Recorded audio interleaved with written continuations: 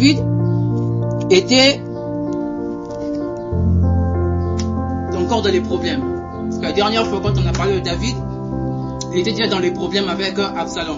Vous vous rappelez de la bonne nouvelle que nous avons enseignée ici.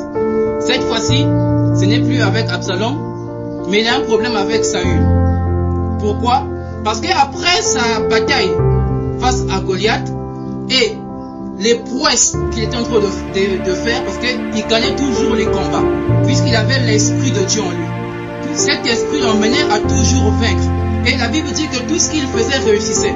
Parce que quoi? L'onction était sur lui. Et quand vous avez l'onction de Dieu sur vous, tout ce que vous faites, vous réussissez. Et étant donné que tout lui réussissait, il y a eu des femmes qui commençaient à chanter. David, c'est 10 000. Saül, seulement 1000. Et cela a créé de la jalousie dans le cœur du roi. Il a vu que, ce peuple commence à aimer ce jeune homme. Ma royauté risquera de subir un coup pour être évincée. Une chose également, c'est que David ne pouvait pas aller dans ce rocher si dans 1 Samuel 21, il n'avait pas fait quelque chose. Qu'est-ce qui s'était passé là-bas? C'est qu'il rencontra un sacrificateur.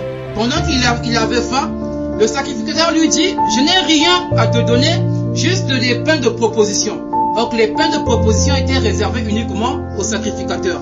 On lui donna le pain de proposition et il en mangea et il en donna également à ceux qui étaient avec lui. Hormis ça, il lui demanda l'épée. On lui donna l'épée de Goliath. L'épée qu'il avait tué Goliath. Voilà pourquoi l'épée ne doit pas quitter l'enfant de Dieu. Vous devez toujours avoir votre épée.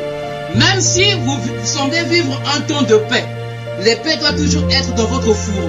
De telle sorte que quand il y a un problème, vous dégainez tout simplement l'épée et vous allez au front.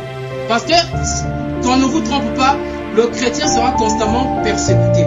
Et seule la prière, seule l'épée vous donnera la victoire sur vos ennemis. Amen.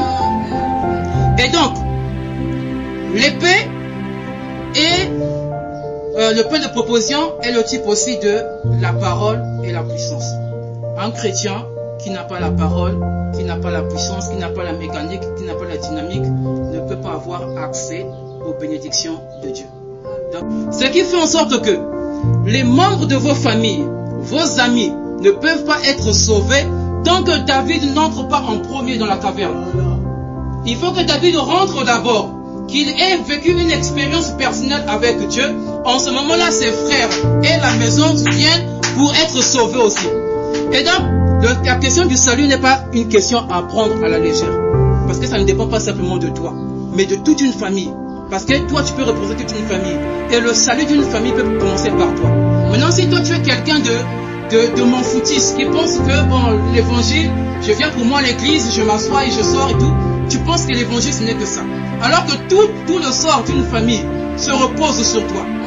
Alors nous devons être sérieux avec la parole. Nous devons être sérieux avec nous-mêmes. Amen. Et 2, il est dit, tous ceux qui se trouvaient dans la détresse. Amen. Tous ceux qui se trouvaient dans la détresse étaient venus également afin que David soit leur chef. Pour vous tous qui êtes dans la détresse, la Bible dit quoi?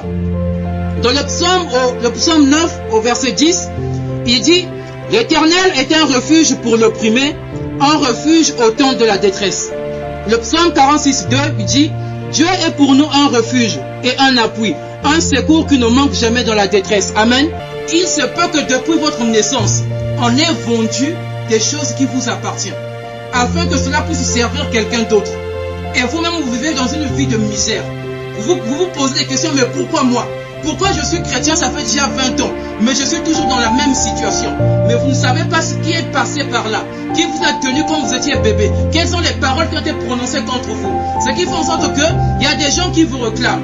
Et si vous ne vous débarrassez pas de ce créancier-là, vous mourrez même dans votre pauvreté. Vous croirez que ça provient de Dieu, ça ne provient pas de Dieu, ça provient de l'ennemi. Voilà pourquoi pour ces gens de personnes qui avaient des créanciers, la Bible dit qu'ils devaient venir dans la caverne, dans cette ville de refuge, afin que la question de la créance soit réglée. Mécontent. Mécontent pourquoi? Parce que si tu vis des choses contraires à ce que tu veux, tu es mécontent. Tu es frustré. Je fais ceci, mais j'échoue. Tu es mécontent.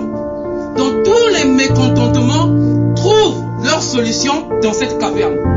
Et nous devons venir avec tous nos mécontentements. Personne ne doit porter son fardeau lui-même. Il a dit, venez à moi et déchargez-vous de vos fardeaux. Rappelez-vous que Christ va devenir votre chef.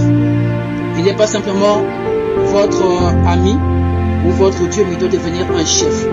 Et s'il est votre chef, vous devez donc obéir à tout ce qu'il vous dit. Tout ce qu'il vous demande de faire, tout ce qu'il vous recommande de faire, vous devez le faire. Amen.